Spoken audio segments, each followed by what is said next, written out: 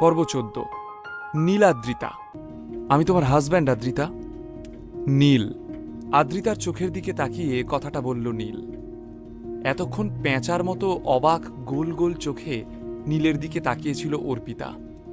ব্যাপারটা কি হচ্ছে সে ঠিক বুঝে উঠতেই পারছিল না, কিন্তু হঠাৎই প্রচণ্ড চিৎকার করে হেসে উঠল সে। ওর হাসি যেন থামতেই চাইছে না। কোনো রকমে নিজেকে সামলে বলল, উফ, পেট ব্যথা হয়ে গেল আমার। নীলদা মনে হয় ভুলে গেছে চেক দিতে হলে ব্যাংকে টাকা থাকতে হয়। অবশ্য না জানাটাই স্বাভাবিক, টাকা পয়সা তোলার তো দরকার পড়েনি। দিব্যি তো গৃহপালিত পোষ্যের মতো বউয়ের ঘাড়ে বসেই খেয়ে যাচ্ছ। অর্পিতার কথায় কোনো উত্তর দিল না নীল, শুধু মৃদু হাসল। অর্পিতার সাথে কথা বলতে ওর রুচিতে বাঁধল। কিন্তু এবার আদ্রিতারও মাথাটা গরম হয়ে গেল। টাকা নিয়ে মস্করা করছে নীল। সে রেগে গিয়ে বলল, তোমার আদৌ কোনো টাকা আছে যে তুমি আমায় চেক দিচ্ছ? নীল শান্তভাবে বলল, একটা কাজ করো, নেট ব্যাংকিং করে আমার ব্যাংক অ্যাকাউন্টটা তুমি একবার চেক করে নাও, তাহলে আশা করি তোমার আর এত কনফিউশন থাকবে না, রাইট? অর্পিতা মনে মনে খুব খুশি হচ্ছিল। নীলকে আরও একবার খোরাক বানানো যাবে। মস্করা করে বলল, এই দি ভাই, কি এত ভাবছিস? নীলদা যখন এত করে বলছে, নীলদার ব্যাংক অ্যাকাউন্টটা চেক করে দেখ না। তোর জন্য কত কোটি টাকা রেখেছে সে। হয়তো কোনো লটারি পেয়েছে, কিংবা হঠাৎ করে চিচিং ফাঁকের গুহার হদিশ পেয়েছে। কি নীলদা, তাই তো? এবারও নীল অর্পিতাকে কোনো উত্তর দিল না। আদ্রিতার দিকে তাকিয়ে বলল, একবার ভরসা করে দেখো না আদ্রিতা।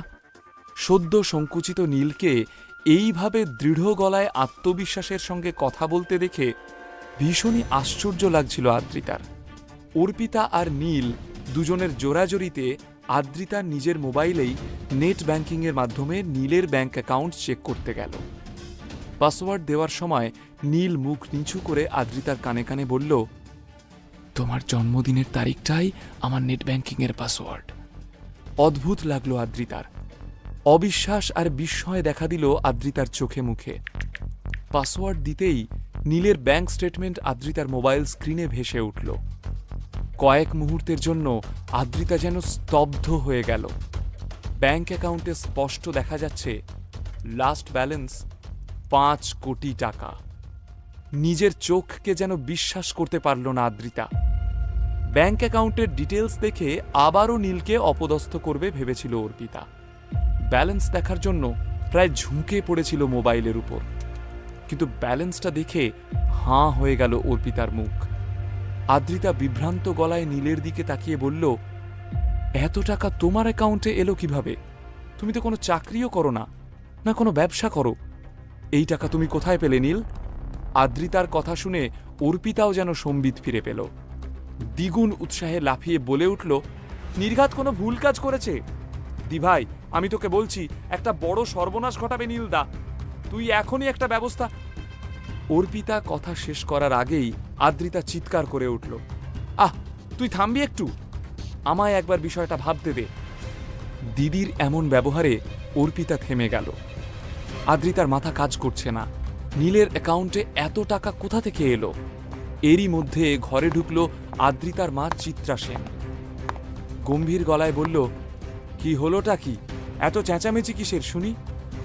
এতক্ষণ এখানে যা ঘটল, অর্পিতা সুযোগ বুঝে সেই তিলকে তাল করে লাগাতে আরম্ভ করল চিত্রার কানে। হঠাৎই সবাইকে অবাক করে দিয়ে আদ্রিতা নীলের হাত ধরে হিড়হিড় করে টেনে নিয়ে গেল ব্যালকনিতে। সেখানে গিয়েই ব্যালকনির দরজাটা বন্ধ করে দিল আদ্রিতা। আদ্রিতার এরকম আচরণের জন্য আদৌ প্রস্তুত ছিল না নীল। আদ্রিতার নরম হাতের স্পর্শে তার যেন কেমন একটা বিহ্বল বিভোর লাগছিল। ২.৫ বছরের বিবাহিত জীবনে এই প্রথম আদ্রিতা তার হাত ধরল। সে যেন খানিকক্ষণ কথা বলতে পারল না। আদ্রিতা তার কাছে এসে দাঁড়িয়ে চোখে চোখ রেখে বলল, দেখো নীল, এখানে তুমি আর আমি ছাড়া কেউ নেই, তাই আমি আশা করি তুমি আমাকে সত্যি কথাটা বলবে। সত্যি করে বলো, এই টাকা তুমি কোথায় পেয়েছ? কে দিয়েছে তোমাকে এত টাকা? তুমি কি কোনো অন্যায় কাজ করেছ? কোনো অপরাধ? প্লিজ চুপ করে থেকো না, সত্যিটা বলো নীল, আমাকে উত্তর দাও। বাইরে বেশ সুন্দর মৃদু হাওয়া দিচ্ছিল। সেই হাওয়ায় উড়ে বেড়াচ্ছিল আদ্রিতার চুলগুলো। রাস্তার হলুদ আলোয় নীল দেখতে পায় আদ্রিতার গভীর চোখের প্রশ্ন। সেই চোখে নীল হারিয়ে যেতেও রাজি।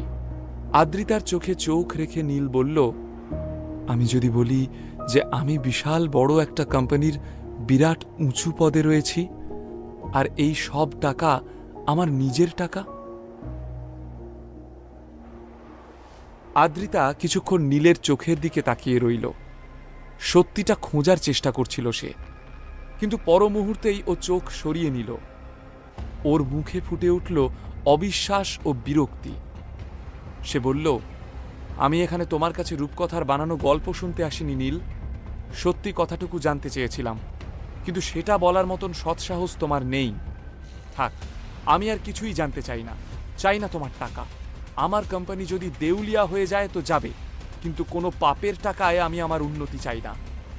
আদ্রিতা ঝটকা মেরে চলে যেতে উদ্যত হলে নীল দৃঢ়ভাবে বলল, শোনো আদ্রিতা, আমি একটা কথা তোমায় স্পষ্ট করে বলতে পারি।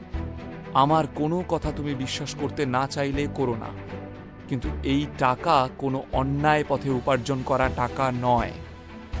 তুমি এই টাকা নিশ্চিন্ত মনে ব্যবহার করতে পারো। নীলের গলার মধ্যে এমন কিছু ছিল যা আদ্রিতাকে দ্বিতীয়বার ভাবতে বাধ্য করল। ও নীলের দিকে ফিরে তাকিয়ে বলল, ঠিক আছে, তুমি যখন আমাকে অ্যাসিওর করলে যে এই টাকাটা কোনো খারাপ সোর্স থেকে আসেনি, তাহলে এই টাকাটা আমি নেব। তবে যত তাড়াতাড়ি পারি এই টাকা আমি তোমায় শোধ করে দেব। কথাটা বলেই ব্যালকনি থেকে বেরিয়ে নিজের ঘরের দিকে এগিয়ে গেল আদ্রিতা। নীলের মুখে হাসি ফুটে উঠল। ফাইনালি আদ্রিতাকে সে সাহায্য করতে পেরেছে। এটা শুধু আদ্রিতার নয়, নীলেরও জয়। নীল ঘরে ফিরে দেখল অর্পিতা ততক্ষণে চলে গিয়েছে। মনে মনে বেশ রাগ হলো নীলের। অর্পিতাকে যতটা উত্তর দেওয়ার ছিল সবটা ঠিক দিয়ে ওঠা হলো না। আর একটু থাকলে ওকে আরো দু চারটে কথা শোনাতো নীল। কিন্তু যাবার আগে অর্পিতা সবটাই জানিয়ে গেছে চিত্রাকে। তিনি নীলকে দেখে তার সমস্ত রাগ প্রকাশ করে বললেন, কি সর্বনাশ ঘটিয়ে এসেছো নীল? কোথা থেকে অতগুলো টাকা পেলে তুমি? আদ্রিতা মায়ের কাছে গিয়ে নিচু গলায় কিছু বলতেই চিত্রা চুপ করে গেলেন। তার চোখে নীলের জন্য যে বিরক্তিটা সারাক্ষণ ফুটে থাকত, সেটা এখন আর দেখা যাচ্ছে না, শুধুই বিস্ময়। আদ্রিতা নিশ্চুপেই তার হয়ে কথা বলল। এটা দেখে চোখ জুড়িয়ে গেল নীলের। রয় চৌধুরী ইন্ডাস্ট্রিজের সিইওর রদবদলে পূর্ব ভারতের অর্থনীতির উপর জোরালো প্রভাব পড়েছিল। যেসব শেয়ারের দাম হু হু করে নামতে শুরু করেছিল, সেগুলো আবার দ্রুত উঠতে শুরু করে দিল। পূর্ব ভারতের বহু নামিদামি এন্টারটেইনমেন্ট কোম্পানি রায়চৌধুরীদের সঙ্গে কাজ করতে চাইছিল, টাই আপ করার জন্য উদ্গ্রীব হয়েছিল। কিন্তু নীল সিইওর চেয়ারে বসার পরেই অনেক বদল ঘটল কোম্পানিতে। পুরনো যেসব কোম্পানির সঙ্গে এতদিন রায়চৌধুরীরা কাজ করছিল, তাদের সাথে সমস্ত কন্ট্রাক্ট বাতিল করে দিল নীল। নতুন কোম্পানিদের সুযোগ দিল সে, নতুন চুক্তি স্বাক্ষর করল তাদের সাথে। এই নিয়ে এখন প্রতিদিনই খবরের কাগজের পাতার শিরোনামে থাকছে রায়চৌধুরীরা। এরই মধ্যে একটা খবর অর্থনৈতিক দুনিয়ায় বেশ সাড়া জাগাল। সেন কর্পোরেশন এবং রয় চৌধুরী ইন্ডাস্ট্রিজের মধ্যে নতুন চুক্তি। এটা ঠিক কারো কাছেই প্রত্যাশিত ছিল না। সেন কর্পোরেশন কলকাতার একটা নামী কোম্পানি, কিন্তু রায়চৌধুরীদের প্রশংসা তো সারা ভারতবর্ষ জুড়ে।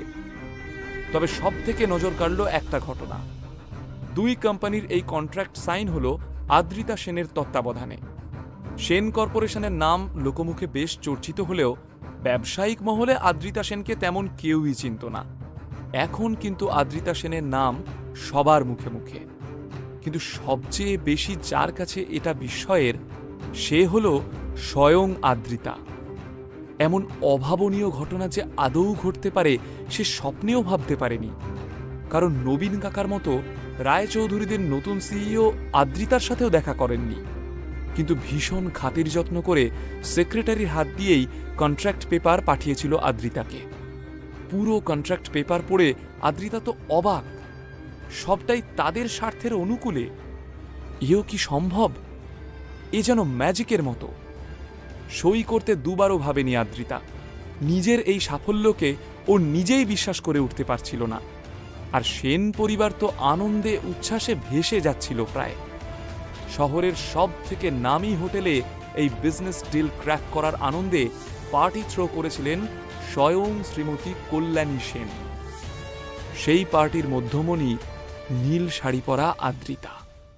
একদিকে ওর ভীষণ ভালো লাগছিল যে সবাই তার এত প্রশংসা করছে, কিন্তু অন্যদিকে একটা অস্বস্তিও তার মনে খেলা করে যাচ্ছিল। সে বারবার একটা কথাই ভাবছিল যে বাস্তবে কি এই কাজটার পিছনে তার নিজের কোনো কৃতিত্ব রয়েছে। নীল আদ্রিতার পিছনে পিছনেই ঘুরছিল সারা পার্টিতে, ওর কি লাগবে না লাগবে সবটার খেয়াল রাখছিল। কিন্তু ঠিক তখনই একটা ভীষণ বাজে ঘটনা ঘটল সেখানে।